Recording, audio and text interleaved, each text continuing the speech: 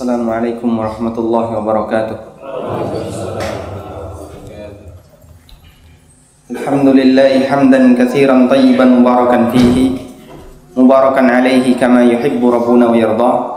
Wa ashhadu an la ilaha illallah wahdahu la syarika lah wa ashhadu anna Muhammadan abduhu wa rasuluh sallallahu alaihi wa ala alihi wa sahbihi wa sallama tasliman katsiran amma ba'du. Syukur alhamdulillah, kita haturkan kehadirat Allah subhanahu wa ta'ala yang telah membangunkan kita di pagi hari, mengembalikan roh yang sesaat dicabut oleh Allah subhanahu wa ta'ala sewaktu kita tidur. Kemudian kita bisa bangun kembali di pagi hari ini dengan bisa melaksanakan sholat subuh secara berjamaah, dan kita lanjutkan dengan rangkaian kegiatan kajian. Semoga ini bagian dari menyambung amal soleh dengan amal soleh berikutnya. Kita juga bersyukur kepada Allah subhanahu wa ta'ala. Allah subhanahu wa ta'ala menjadikan kita hambanya yang beriman, karena dengan iman yang kita miliki, kita menyadari bahasanya akan ada kehidupan yang kedua setelah kita menjalani kematian, yaitu kehidupan ketika kita harus mempertanggungjawabkan setiap apa yang kita miliki di hadapan Allah subhanahu wa ta'ala. Ini saya mohon maaf, kayaknya pesertanya banyak di sana ya, jadi rotok mojok. Gini saja. Nek cara pitik, biasanya nek pitik matanya di samping lah. Di sini lebih sepi ternyata.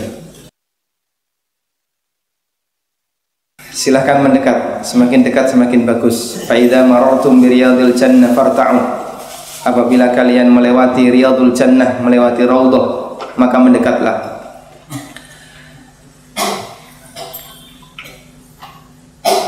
Rasulullah sallallahu alaihi wasallam memberikan motivasi kepada para umatnya.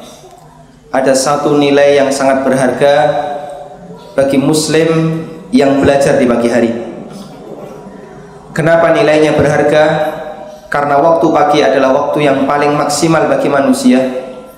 Indranya maksimal, fisiknya maksimal, sehingga dia bisa mendapatkan ilmu lebih maksimal dibandingkan kalau dia belajar di selain waktu pagi. Karena itulah umumnya biasanya orang menggunakan waktu pagi, dia gunakan untuk mencari dunia atau dia gunakan untuk kepentingan pribadinya. Biasanya orang bekerja di waktu pagi, di waktu duha, antara jam 8 sampai jam 12, dilanjutkan siangnya. Ketika orang itu olahraga, rata-rata milih di waktu pagi. Orang mengadakan berbagai macam acara kepentingan pribadi, mereka pilih di waktu pagi, karena itu waktu yang paling produktif bagi manusia. Makanya ketika ada orang yang menggunakan waktu pagi itu untuk pengajian, untuk belajar agama, berarti dia tinggalkan semua kegiatan dunia dalam rangka mendekatkan diri kepada aturan Allah subhanahu wa ta'ala. Karena itu orang semacam ini oleh Nabi SAW dikasih janji, dia mendapatkan pahala seperti orang yang berhaji. Barangkali kita tidak sedang melaksanakan ibadah haji, atau yang kemarin belum sempat melaksanakan ibadah haji, namun masih ada kesempatan yang lain bagi mereka yang tidak mampu untuk datang ke tanah suci. Mereka bisa mendapatkan pahala haji, salah satunya adalah dengan mengikuti kajian di pagi hari. Dalam hadis yang sahih dari Abu Umamah Al-Bahili, Rasulullah sallallahu alaihi wasallam pernah bersabda, "Man ghada ilal masjidi la yuridu illa ayyata'allama khairan aw yu'allimahu kana lahu ka ajri hajin taman hajatuhu." Siapa yang dia berangkat menuju masjid tidak ada keinginan apapun kecuali untuk belajar ilmu agama, aw yu'allimahu, atau dia mengajarkan ilmu agama, baik murid maupun guru, dua-duanya mendapatkan keistimewaan ini. Kata Nabi sallallahu alaihi wasallam, kana lahu ka ajri hajin taman hajatuhu, maka dia mendapatkan pahala seperti orang yang berhaji sempurna hajinya. Keistimewaan yang diberikan oleh Allah subhanahu wa ta'ala untuk mereka yang berusaha belajar di pagi hari. Maka Anda layak bersyukur ketika dikasih kesempatan oleh Allah subhanahu wa ta'ala waktu pagi untuk ngaji. Apalagi di masjid ini sesuai dengan pengumuman yang tadi disampaikan, punya rutinitas kajian Ahad pagi. Istiqomah dalam menjalankan semacam ini termasuk diantara cara untuk istiqomah mendapatkan pahala haji. Kemudian hadirin yang dimakan Allah, di pagi hari ini sesuai dengan tema yang disampaikan, kita akan membahas bagaimana kondisi manusia yang oleh Allah Subhanahu wa taala dikasih tabiat mereka semuanya adalah orang yang cinta dengan dunia. Apalagi bagi umat Muhammad sallallahu alaihi wasallam. Dan itu tidak bisa dilepaskan dari manusia. Allah Subhanahu wa taala mengatakan, "Zuyyina lin-nasi hubbus syahawati minan nisa'i wal banin wal qanatiril muqantarati wal khairil musawwamah." Manusia itu dikasih hiasan oleh Allah Subhanahu wa taala. Bagian dari tabiat mereka ada dalam setiap individu, hubbus syahwat. Mereka itu punya syahwat, cinta untuk memenuhi apapun yang dia inginkan. Baik karena dorongan nafsu terhadap lawan jenis, atau karena cinta kepada anak, kepada harta benda, termasuk terhadap kendaraan. Semuanya lengkap. Manusia memiliki keinginan untuk memenuhi semua fasilitas hidupnya ketika dia hidup di dunia. Dan itu tidak akan bisa dilepaskan dari karakter asli manusia. Karena itulah hadirin bukan Allah Subhanahu wa taala, untuk umat Muhammad sallallahu alaihi wasallam, Rasulullah sallallahu alaihi wasallam mengingatkan sumber terbesar mengapa mereka mengalami penyimpangan dalam masalah agama, sebabnya adalah adanya harta. Nabi sallallahu alaihi wasallam pernah mengatakan, "Wa inna likulli ummatin fitnah wa fitnatu ummati hiyal mal." Setiap umat itu punya sumber kebinasaan, punya fitnah, peluang terjadinya penyimpangan. Wa fitnatu ummati hiyal mal. Dan Allah Subhanahu wa taala meletakkan fitnah umatku, sumber kebinasaan umatku itu ada pada harta. Makanya tugas kita sebagai umat Muhammad sallallahu alaihi wasallam untuk mewaspadai adanya dunia lebih besar dibandingkan umat-umat sebelum kita.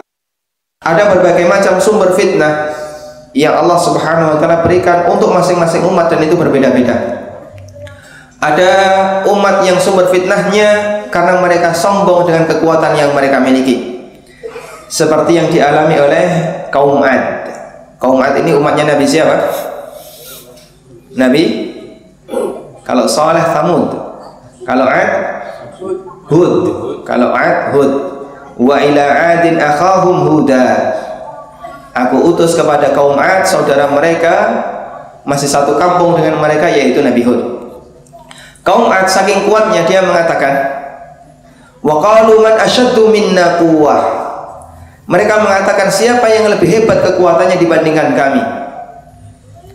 Mereka sombong dengan kekuatan yang mereka miliki. Dan mereka anggap bahasanya kekuatan itu sudah mencukupi bagi mereka, nggak butuh agama. Karena ketika orang merasa dia bangga dengan sesuatu yang dia miliki, terkadang dia menyampingkan aturan. Masalah agama, saya mau beragama atau tidak, saya tetap jaya, saya tetap kaya. Ada juga sebagian umat yang dibinasakan oleh Allah Subhanahu wa taala karena masalah wanita.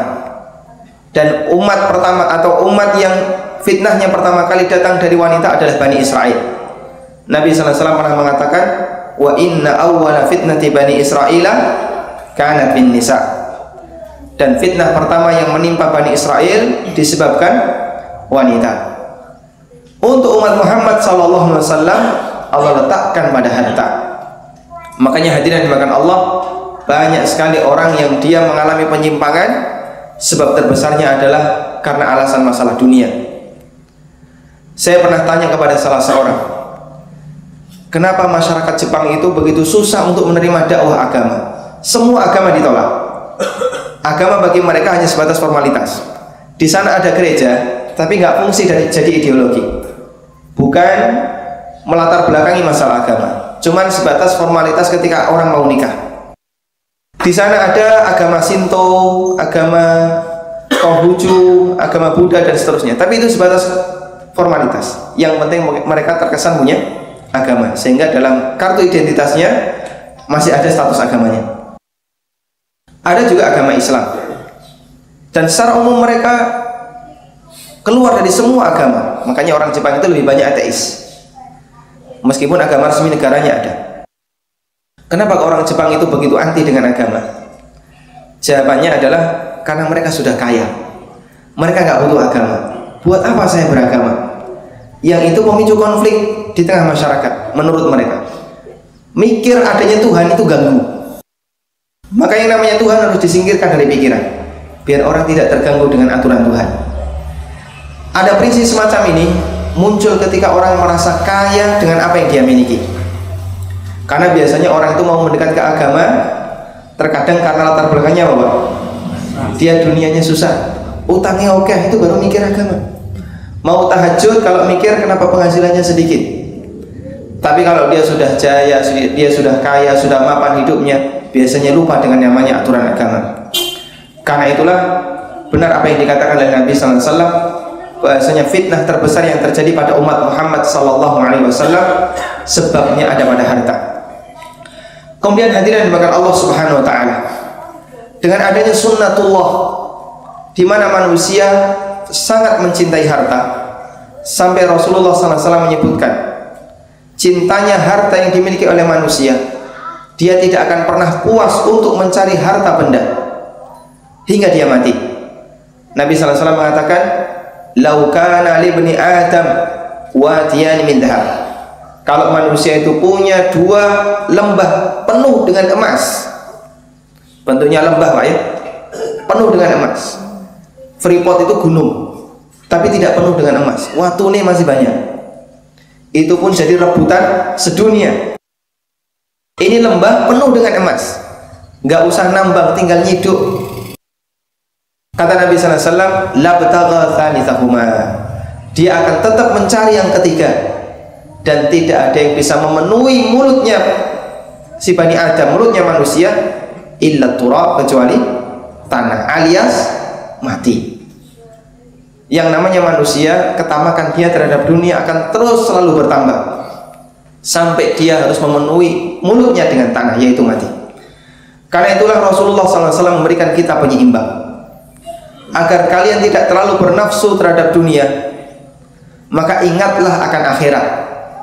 Dan kembali bahasanya dunia itu Allah Subhanahu wa taala ciptakan tidak abadi namun sementara. Dan Adam alaihi salatu wassalam diturunkan oleh Allah Subhanahu wa taala di dunia. Apakah tujuannya untuk memberikan kenikmatan kepada Adam? Jawabannya tidak. Namun Adam diturunkan oleh Allah di dunia, tujuannya adalah untuk menghukum Adam. Allah turunkan Adam ke dunia, tujuannya Allah untuk menghukum Adam, bukan karena Allah Subhanahu wa taala ingin memberikan kenikmatan kepada Adam. Karena itulah tempat asli manusia bukan dunia yaitu, tapi sebenarnya yaitu surga. Makanya hadirin makan Allah, ada ungkapan yang mengatakan hubbul watan minal iman. Cinta kepada negeri asal itu bagian dari iman. Ini bukan hadis, namun pernyataan ini dibenarkan oleh para ulama. Dan maknanya bukan cinta negara, bela negara bagian dari iman. Namun maknanya sebagaimana kata Al-Hafidz Ibnu Hajar, hubbul watan minal iman adalah mencintai negeri asal, yaitu tempat asal mula orang tua kita, Adam alaihissalatu wassalam, di surga. Itu bagian dari iman. Karena itulah cita-cita seorang muslim adalah bukan bagaimana dia melestarikan ketika dia tinggal di muka bumi ini, namun cita-cita seorang muslim adalah bagaimana agar dia bisa bertemu Allah Subhanahu wa taala dan mendapatkan janji bisa pulang kembali ke kampung halaman asal kita, yaitu surga Allah Subhanahu wa taala. Karena itu Rasulullah sallallahu alaihi wasallam dalam sebuah hadis yang diriwayatkan oleh Bukhari, beliau pernah memberikan pesan kepada umatnya bagaimana cara berinteraksi dengan dunia. Dari Ibnu Umar radhiyallahu anhu, Nabi sallallahu alaihi wasallam bersabda, "Kun fid dunya ka'annaka gharibun aw 'abiru sabil." Jadilah kamu manusia di dunia seperti 2 orang. Tingkatan yang pertama dan tingkatan yang kedua. Tingkatan yang pertama, ka'annaka gharib, seolah-olah kamu itu adalah orang asing. Tingkatan yang kedua, au 'abiru sabil, atau kamu seperti orang yang hanya mampir, orang yang cuma lewat. Hadis riwayat Bukhari. Rasulullah sallallahu alaihi wasallam mengajarkan kepada umatnya, seperti inilah bagaimana cara manusia berinteraksi dengan dunia. Tanamkan perasaan dalam diri kita, saya tinggal di dunia, saya seperti orang asing, seperti orang di perantauan, bukan tempat tinggal menetap bagi saya. Sehingga dia tidak kerasan Dia nggak betah. Yang dia bayangkan adalah bagaimana agar saya bisa cepat pulang. Seperti saya seperti ini ya, datang ke sini yang dipikirkan rumah. Kapan saya bisa pulang ke Jogja? Padahal sekarang sedang di Banyumas. Dia di perantauan, nggak kerasan karena keluarganya ada di sana. Sementara di sini dia hanya punya kebutuhan. Maka yang dia pikirkan adalah bagaimana saya bisa mengambil modal, bisa membawa bekal sehingga cukup untuk bisa saya bawa pulang ke rumah. Nanti ketika saya berada di perjalanan, saya tidak hilang karena saya sudah punya bekal. Seperti itu yang dibayangkan oleh seorang muslim. Kemudian cara yang kedua, kata Nabi sallallahu alaihi wasallam, au abiru sabilin, atau seperti orang yang lewat. Namanya orang yang lewat, dia mampir sebentar. Seperti orang yang ketika melewati jalan tol, di sana ada rest area. Kemudian dia mampir sebentar di rest area. Tujuannya apa, Pak? Paling hanya untuk istirahat, atau kalau tidak untuk ngisi bensin, ngisi BBM. Setelah itu dia akan melanjutkan perjalanan.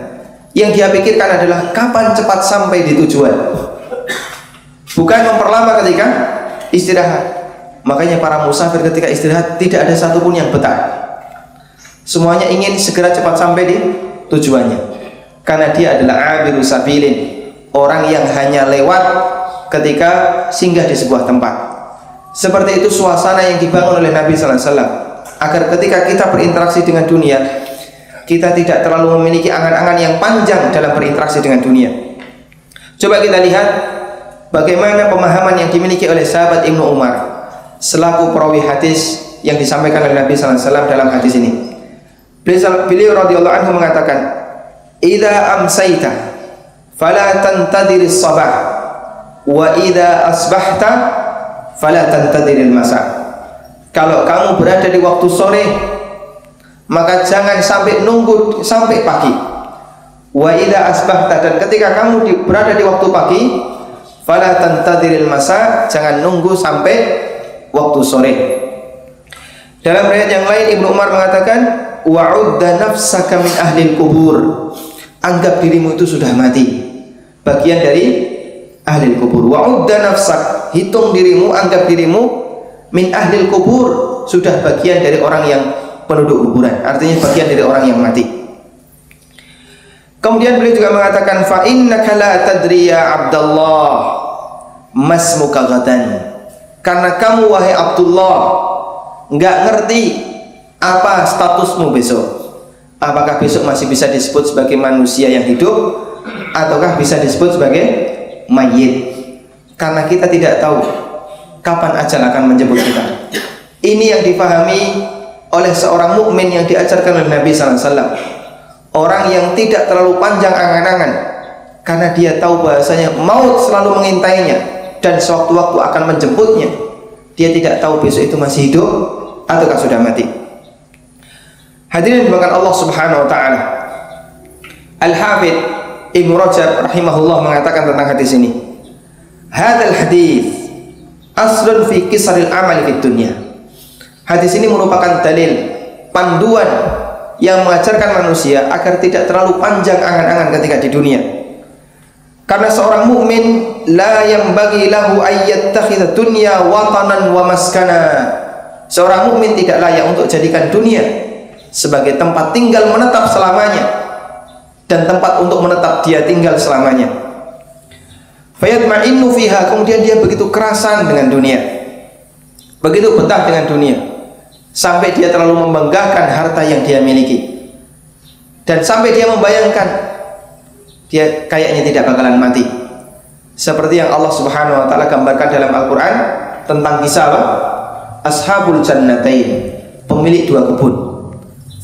Begitu melihat kebunnya yang begitu indah, penuh dengan harta benda, hasilnya banyak, dia mengatakan kayaknya nggak mungkin kebun saya akan binasa dan nggak bakalan mungkin saya akan mati.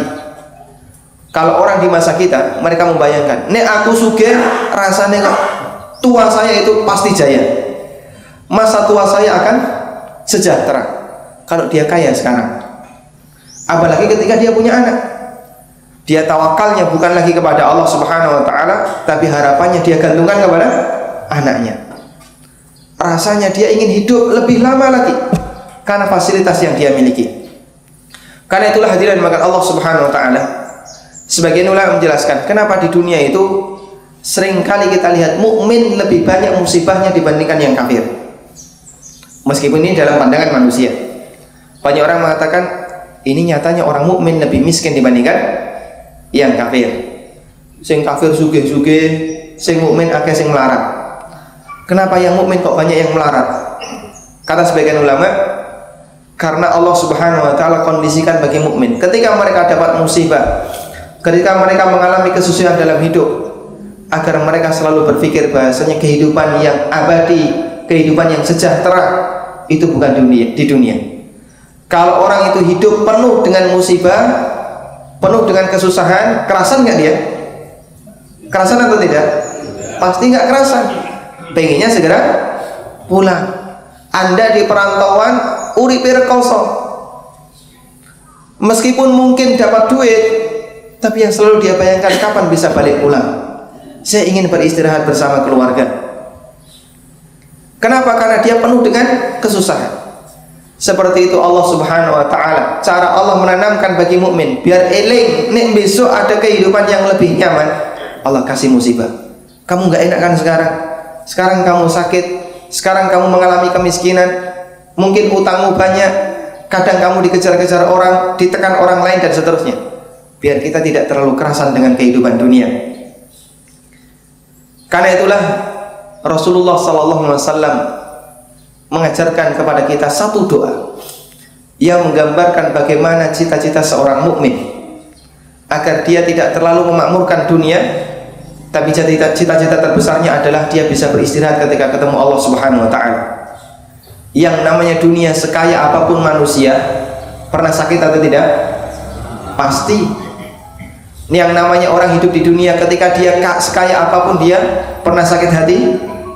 Pasti. Sehingga manusia itu sakit lahir batin, capek lahir batinnya.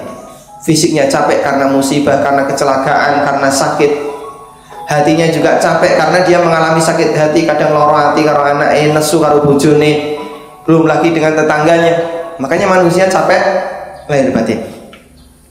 Karena itu istirahat kita bukan di dunia, tapi istirahat kita adalah ketika kita bertemu Allah Subhanahu wa taala.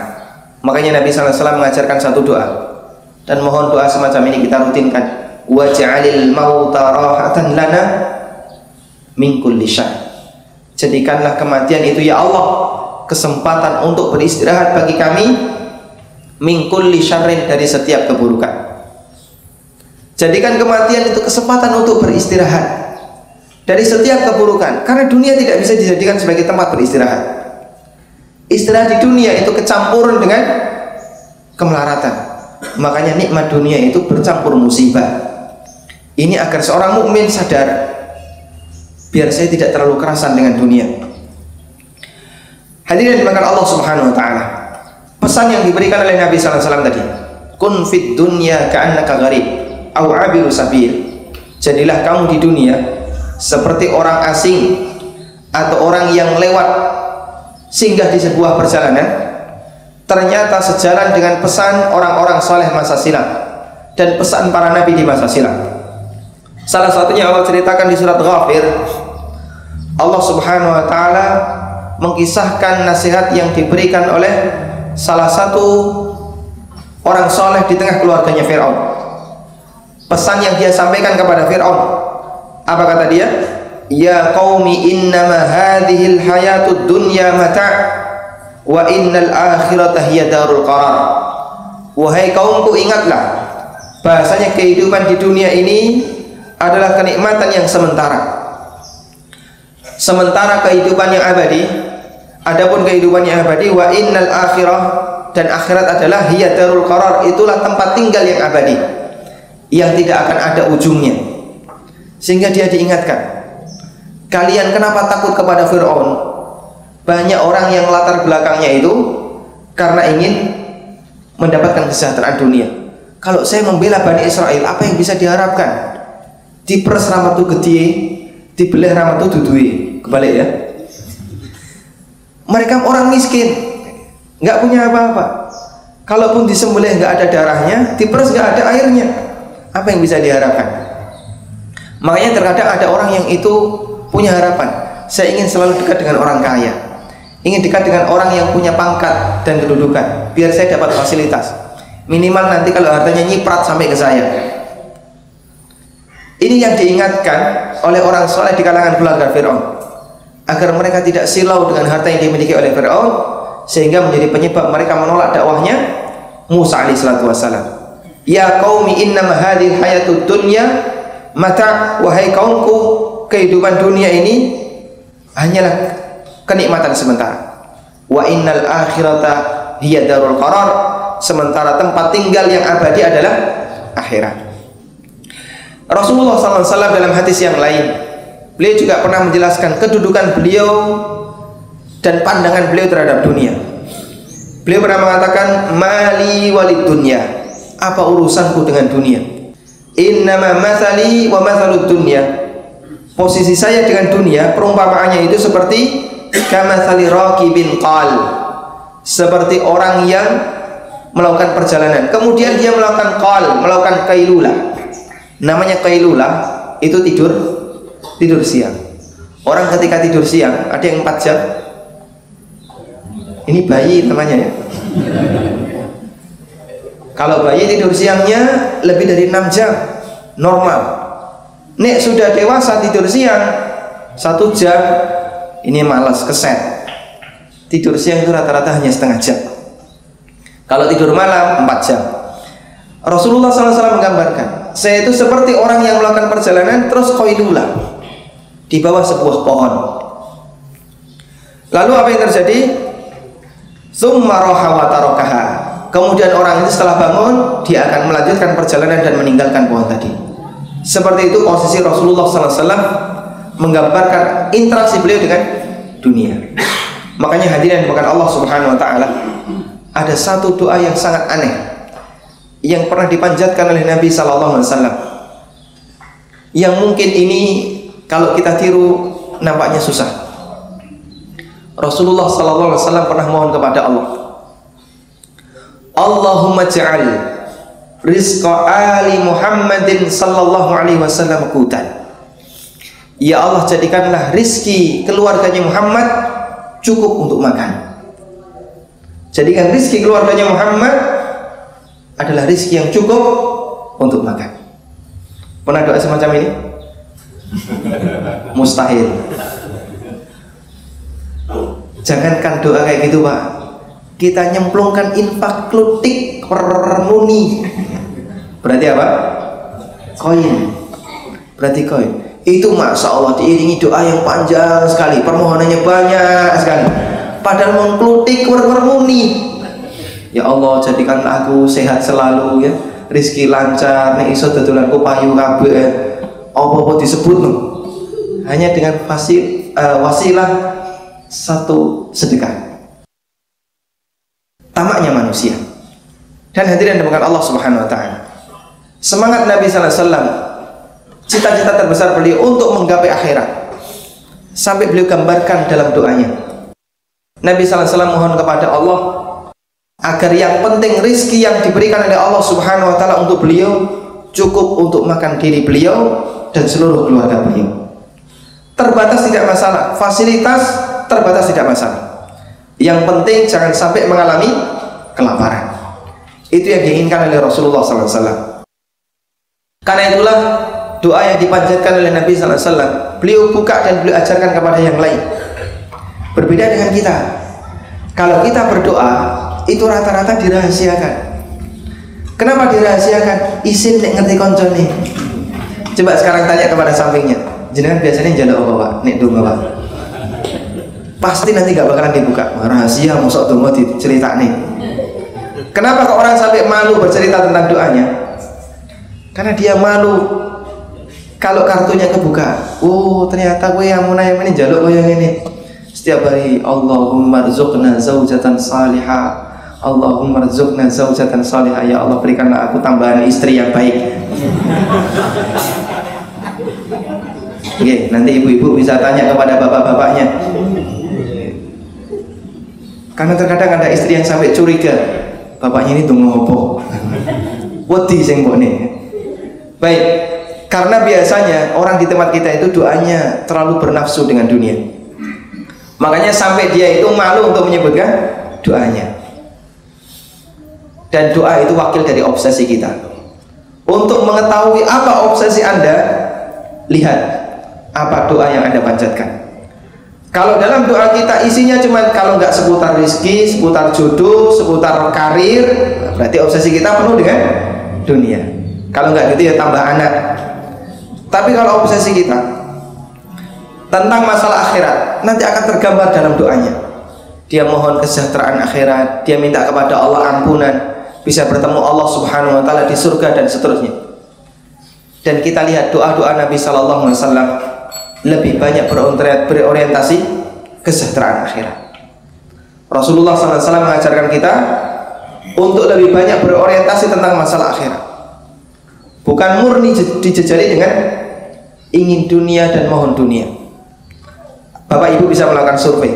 Coba tanya kawan-kawannya. Biasanya kalau doa itu isinya apa? Rata-rata mereka akan menjawab inginnya minta ini, minta itu. Semuanya serba tergambar masalah dunia. UVTV kan pernah mengadakan itu Pak ya. Jadi survei, datang ke mahasiswa, para pedagang di pasar, orang-orang yang ada di jalan. Ya kita acak saja mainnya. Pokoknya ketemu orang ditanya. Pertanyaannya cuma satu. Kalau Bapak itu dikasih oleh Allah kesempatan, pokoknya doa sekali ini pasti makbul. Kira-kira doa itu dipakai apa?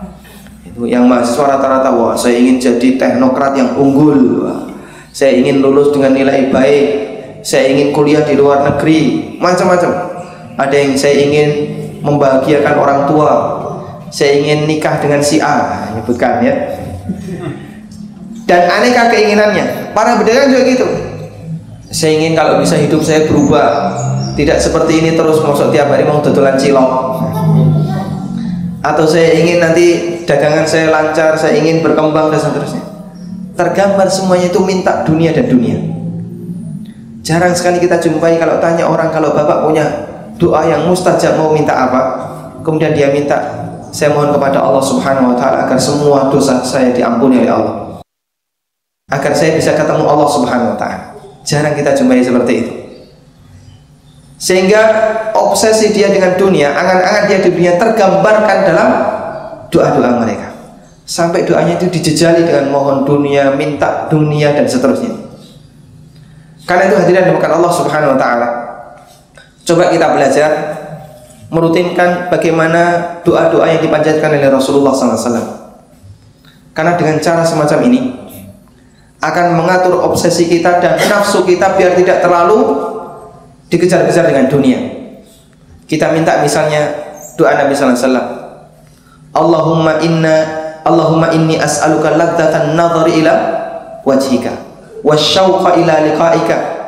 Ya Allah, aku mohon kepadamu ladzatan nadhar, kelezatan melihat kepada wajahmu, wasyauqa ila liqaika, dan rindu untuk bertemu dengan kamu, bertemu dengan Allah Subhanahu wa taala. Bapak Ibu di sini ingin ketemu Allah? Ingin segera atau lambat? Segera. Mau didoakan biar segera ketemu Allah? Apa syarat ketemu Allah? Rasulullah SAW mengatakan, innakum lan tarawna rabbakum hatta tamutu. Kalian tidak akan bisa menjumpai Allah Subhanahu wa taala sampai kalian mati. Lalu apa makna doa ini? Di mana Rasulullah SAW mohon kepada Allah agar dikasih kerinduan untuk bertemu dengannya.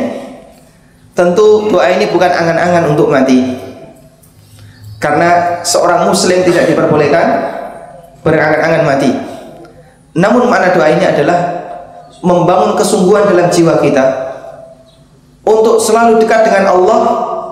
Karena cinta dengan Allah itu akan membangkitkan kerinduan kepada Allah Subhanahu wa taala. Masalah kapan ketemu Allah itu kehendak Allah Subhanahu wa taala, karena Allah yang menentukan takdir manusia.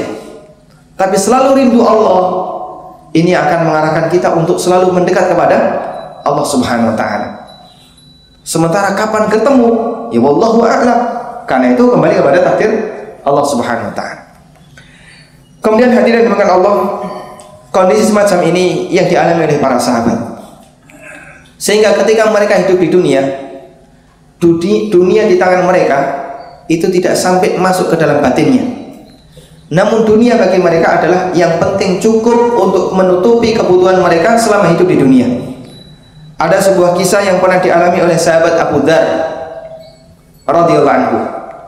Sahabat Abu Dzar ini salah satu di antara sahabat yang punya prinsip, kalau ada orang yang punya harta lebih dari yang mencukupi kebutuhan dia untuk hidup selama 1 hari, maka sisanya harus disedekahkan. Kalau tidak, dia akan dihukum di akhirat. Karena itu terjadi perbedaan mendasar antara Abu Dzar Al-Ghifari dengan mayoritas para sahabat. Kalau umumnya para sahabat, mereka mengatakan orang boleh punya tabungan asal ketika tabungan itu sudah mencapai nisab, dia tahu kewajibannya yaitu harus dizakati. Sementara Abu Dzar manusia nggak boleh sama sekali punya tabungan. Kalau dia punya tabungan, hanya boleh diambil yang cukup untuk kebutuhan sehari itu, sisanya disedekahkan. Kalau misalnya ada orang yang sehari punya penghasilan 100.000, kemudian ternyata kebutuhan hidup dia bersama anak dan semua istrinya, kembali ya, bersama istri dan semua anaknya cukup hanya 50.000, maka yang 50.000 disedekahkan, sisanya tidak boleh diambil. Ini prinsip siapa? Abu Dzar Al-Ghifari. Sampai terjadi ketegangan antara Abu Dzar dengan Khalifah Utsman bin Affan. Makanya kemudian Abu Dzar dikasih pilihan, sebaiknya Anda mengasingkan diri dari kota Madinah atau cabut pendapat Anda. Dan Abu Dzar lebih memilih yang pertama. Kemudian beliau meninggalkan kota Madinah dan pindah ke Rabada. Karena terjadi kericuan. Ketika Abu Dzar punya prinsip, pokoknya siapapun yang punya tabungan, punya harta simpanan, maka dia akan dihukum di neraka. Nah, Abu Dzar radhiyallahu anhu dengan prinsip semacam ini hidupnya sangat sederhana. Suatu ketika dakhala rajulun ala Abi Dzar, ada orang yang bertamu ke rumahnya Abu Dzar. Sesampainya di rumah Abu Dzar, ja'ala yuqallibu basarahu fi baiti. Dia pun tengok ke rumahnya Abu Dzar. Ini mana barangmu? Sendok nggak ada, piring nggak ada, gelas nggak ada perabotan apapun. Jadi sisinya cuma ke kanan tembok, ke kiri tembok, ke bawah tanah, ke atas nggak ada genteng ya, soka nggak ada, adanya cuma tanah liat. Ini kondisi rumahnya Abu Dzar. Maka beliau ditanya, ya Abu Dzar, aina mata'uka? Wahai Abu Dzar, mana hartamu? Kok nggak ada sama sekali di sini? Apa kata beliau? Innalana baitan nuwajjihu ilaihi. Saya punya rumah yang baru dan kita mau pindah ke rumah yang baru itu. Kemudian orang ini paham, yang dimaksud rumah yang baru itu adalah di surga. Saya punya rumah yang lebih indah daripada rumah saya sekarang, dan saya sekarang bersama keluarga saya sedang menuju rumah itu. Lalu orang ini mengatakan, innahu la budda laka min mata'in ma tamatahuna. Ya apapun itu, namanya kamu hidup di dunia, ya kamu harus punya harta, kamu harus punya modal. Apa kata beliau? Inna sahibal manzil la yada'una fihi. Namun sayang, kata Abu Dzar, pemilik rumah Allah Subhanahu wa ta'ala, pemilik rumah di surga Allah Subhanahu wa ta'ala tidak meninggalkan untuk saya harta benda ketika saya hidup di dunia. Artinya Allah Subhanahu wa ta'ala tidak nyuruh saya untuk nyari harta benda ketika saya hidup di dunia, tapi Allah motivasi saya untuk selalu menggapai apa yang Allah Subhanahu wa ta'ala berikan ketika di akhirat. Dan itulah makna firman Allah, wabtaghi fima atakallahu daral akhirah. Carilah janji yang Allah Subhanahu wa ta'ala berikan untuk kalian berupa kenikmatan di akhirat. Wala tansa nasibaka minad dunya. Tapi jangan sampai lali uripmu ning donya. Ini nggak boleh orang menyiksa diri, yang penting pokoknya saya ibadah terus nyambut gawe, ya nggak boleh. Harus ada jatah untuk bekerja. Jangan sampai lali kehidupanmu ketika di dunia. Sehingga hadirin makan Allah, keseimbangan yang dibangun dalam Al-Quran keliru kalau kata orang 50% dunia, 50% akhirat. Kenapa? Karena yang Allah ajarkan bukan itu. Yang Allah ajarkan maksimalkan akhirat, dunia jangan sampai lupa. Makanya dunia di tangan para sahabat, kata Syekhul Islam Ibnu Taimiyah, itu seperti toilet bagi kita. Baik, saya tanya, apakah ada orang di zaman ini, apakah ada di antara kita yang nggak butuh toilet? Bapak Ibu butuh toilet nggak? Nggak butuh? Butuh tidak? Butuh. Semua orang butuh. Semua orang butuh toilet. Ada nggak orang yang cinta dengan toilet? Wah, saya sangat butuh toilet. Saya mencintai toilet. Maka toilet ada di mana-mana. Di kamar ada 2 toilet, ya. Di ruang tamu ada 3 toilet. Semua orang butuh toilet. Kepentingan dia untuk buang hajat. Dia punya kebutuhan di situ. Tapi nggak ada satupun orang yang cinta dengan toilet. Seperti itu gambaran para sahabat Nabi Sallallahu Alaihi Wasallam terhadap dunia. Mereka butuh dunia. Kita juga butuh dunia. Manusia butuh dunia. Karena dia tidak bisa lepas dari yang namanya harta. Makanya Allah sebut dalam Al-Quran, harta itu sebagai qiyaman linnas. Harta itu adalah penopang kehidupan manusia. Orang nggak bakalan bisa hidup kalau dia tidak punya rizki. Pasti dikasih oleh Allah Subhanahu Wa Taala. Dikasih oleh Allah harta. Tapi jangan sampai harta itu masuk ke dalam hatinya. Sebagaimana layaknya interaksi kita dengan toilet. Kita butuh toilet, tapi toilet tidak ada dalam hati kita. Ya diambil ketika perlu, bukan kemudian malah dicintai. Karena itu hadirin bukan Allah Subhanahu Wa Taala. Orang yang dia tidak terlalu panjang angan-angan, yang dia berusaha memahami bahasanya dunia ini hanyalah tempat sementara yang sebentar lagi akan dia tinggalkan, maka dia tidak akan pernah menunda untuk beramal soleh ketika dia yakin sebentar lagi dia akan mati. Makanya Ibnu Umar radhiyallahu anhu begitu mendapatkan pesan Nabi sallallahu alaihi wasallam semacam ini, beliau langsung mengatakan, fa idza asbahta fala tantadhil masa. Kalau kamu di sore hari, di pagi hari jangan tunggu sampai sore. Wa idza amsayta fala tantadhil sabah. Dan kalau kamu berada di sore hari jangan tunggu sampai pagi. Karena kita tidak tahu apa status kita besok. Kita tidak tahu apakah nanti masih bisa menghadap kepada Allah Subhanahu Wa Taala dalam beribadah ataukah tidak. Ini yang difahami ketika orang itu tidak terlalu jauh angan-angannya. Makanya dia tidak membayangkan, aku nek apik sok nek wis tua. Siapa yang jamin kalau kamu masih sampai tua? Saya mau bertobat nanti saja kalau saya sudah kaya.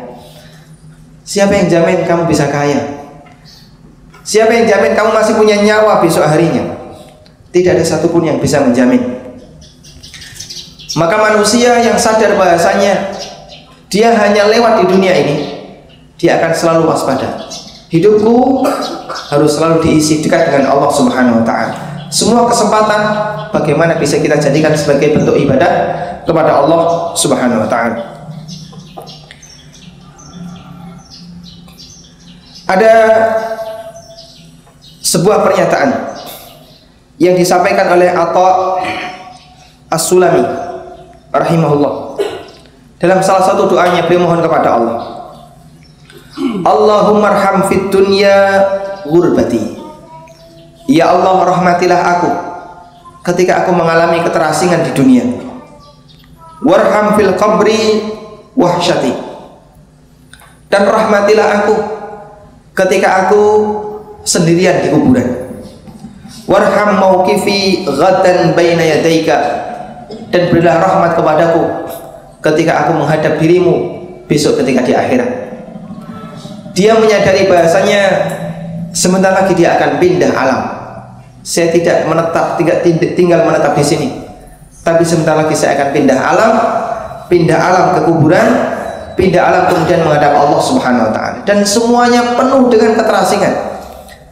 Makanya Atha As-Sulami mohon kepada Allah agar selalu dirahmati di saat kita berada di dunia dalam kondisi terasing, kemudian di saat kita berada di kuburan dalam kondisi sendirian, nggak ada yang menemani kita, dan di saat kita menghadap Allah Subhanahu Wa Taala yang harus mempertanggungjawabkan apa yang kita lakukan. Yang terakhir hadirin dimakan Allah Subhanahu wa taala. Lalu bagaimana caranya agar orang itu bisa selamat sehingga tidak terlalu panjang angan-angan? Maka dia bisa melaksanakan pesan Nabi sallallahu alaihi wasallam, kun fid dunya ka'annaka gharib. Jadilah manusia di dunia seperti orang yang asing. Ada satu pesan yang sangat indah yang pernah disampaikan oleh seorang ulama namanya Fudail ibn Iyad. Fudail bin Iyad.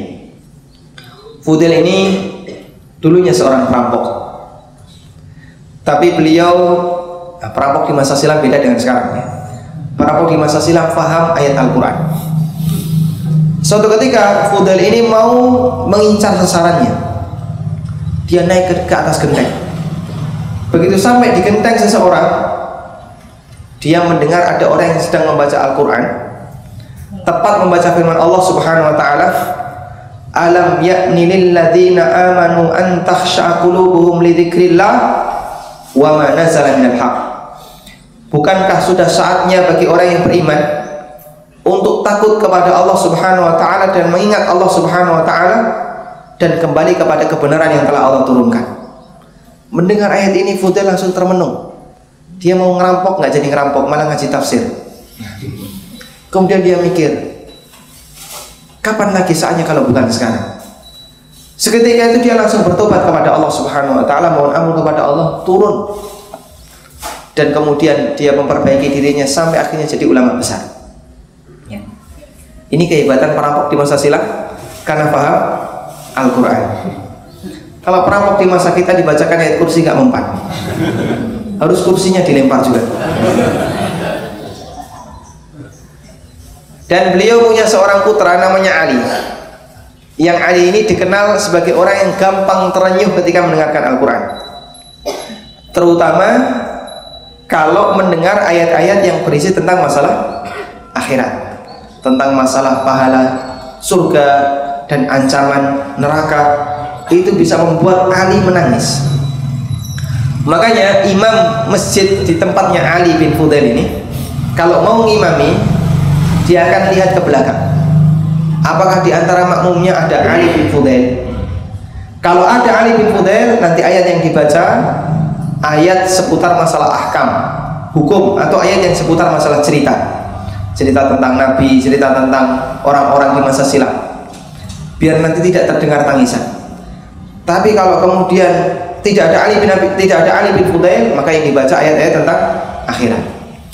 Nah, satu ketika Pak Imam lupa, tidak memeriksa, kemudian beliau langsung mengimami salat. Dibacalah ayat-ayat tentang akhirat. Terdengar suara tangisan di belakang, dan itu adalah Ali ibn Fudail. Kemudian setelah salat selesai, Ali bin Fudail langsung pingsan. Beliau terenyuh dan sedih mendengarkan ayat Al-Quran yang berisi tentang masalah akhirat. Beberapa hari kemudian Ali bin Fudail meninggal dunia. Makanya para ulama mengenalnya dengan qatilul Quran, manusia yang dibunuh oleh Quran, korban Al-Quran. Ada yang seperti ini di tempat kita? Subhanallah ya. Kita baca saja nggak dong, apalagi mau ngrungokno tinggal turu. Tapi orang di masa silam, dia bisa mati gara-gara mendengarkan Al-Quran. Makanya dia digelari qatilul Quran. Baik, Fudail bin Iyad. Kita kembali kepada ceritanya Fudail bin Iyad. Suatu hari beliau bertemu dengan orang yang cukup tua, usianya 60 tahun. Di sini ada yang 60 tahun? Bapak berapa Pak? 73, bukan 60 tahun. Ada yang 60 tahun? 60 berapa Pak? 60 pas. Boleh kita jadikan sebagai contoh kasus. Fudail bin Iyad rahimahullah ketemu dengan orang yang berusia 60 tahun. Kemudian orang ini ditanya, "Kam atat alaika?" Sudah berapa usia Bapak? Beliau mengatakan, "Sittuna sanah." Usia saya 60 tahun. Fudail langsung mengatakan, "Masya Allah, anta tasiru ila rabbika sittina sanatan takadu anta blugha." Masya Allah, Anda ini berjalan menuju Allah Subhanahu wa ta'ala selama 60 tahun, sebentar lagi Anda akan sampai. Yang 60 tahun sebentar lagi mau sampai. Kalau 70 tahun udah lewat.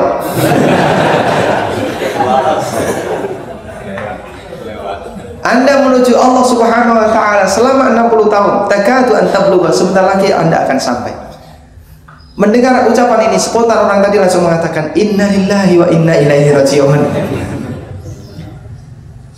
Kami milik Allah dan kami akan kembali kepada Allah Subhanahu wa taala. Dia menganggap wah, musibah berarti ya. Makanya dia mengucapkan innalillahi wa inna ilaihi raji'un.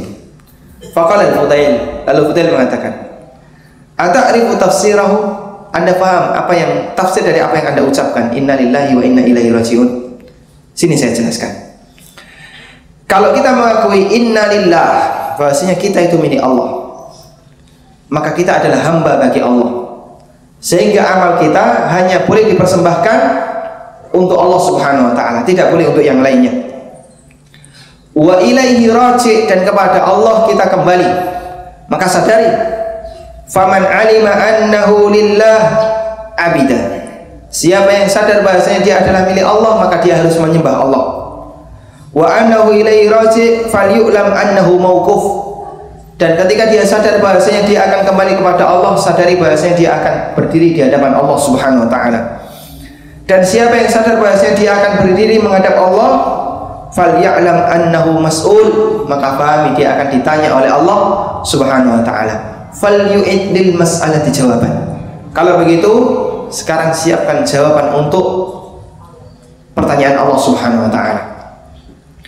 Akhirnya orang ini pun ketakutan.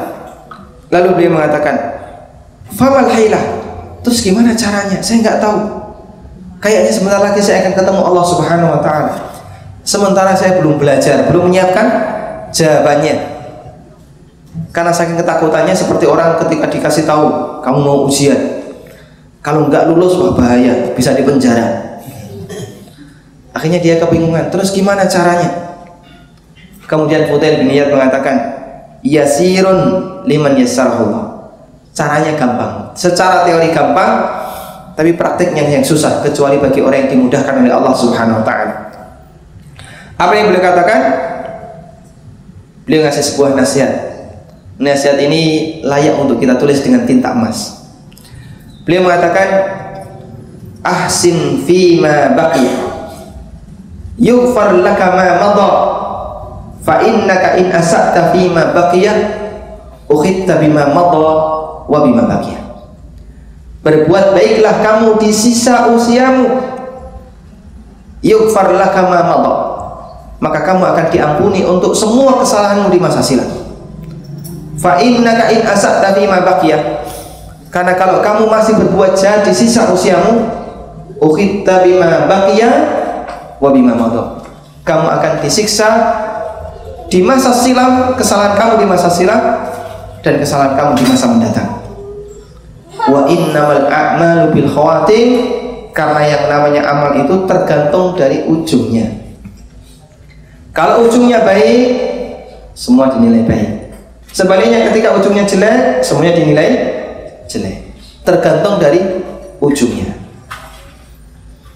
Ini yang dipesankan oleh Fudail bin Iyad. Perbaiki dirimu di sisa usiamu. Berapa sisa usia kita? Berapa sisa usianya, Pak? Nggak tahu. 63 kurang lebih. Kurang lebih ya. Saat ini pun pinter 77. Sisa usianya 63 kurang lebih. Mau berapa tahun lagi, Pak?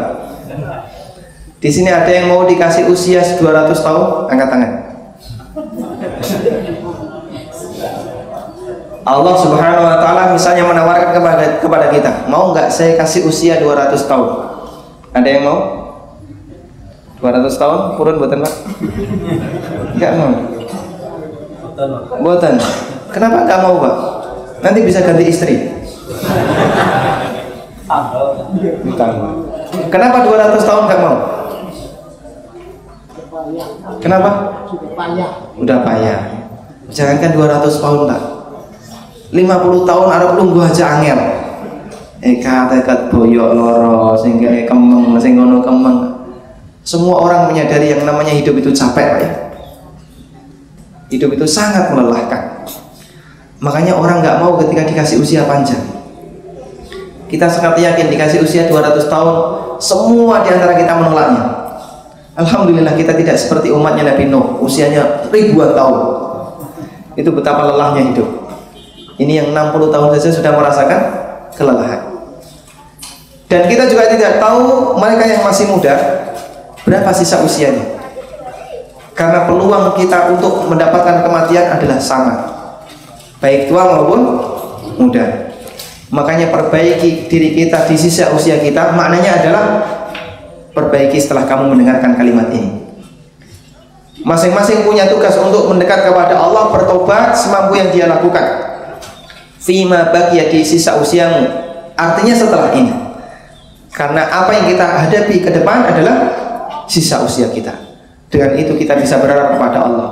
Semoga dosa dan kesalahan yang pernah kita lakukan di masa silam diampuni oleh Allah Subhanahu wa taala. Itulah mukmin yang tidak terlalu jauh angan-angannya. Dia selalu waspada dengan kematian. Dia selalu menyadari bisa saja yang namanya kematian akan menjemput dirinya tanpa dia ketahui kapan itu akan datang. Semoga Allah Subhanahu wa taala jadikan kita hambanya yang selalu istiqomah di jalannya, dan Allah Subhanahu wa taala berikan kemudahan kita untuk mendapatkan husnul khatimah. Wa sallallahu ala nabiyyina Muhammadin wa ala alihi wa sahbihi wa sallam. Wa akhiru da'wana alhamdulillahi rabbil alamin.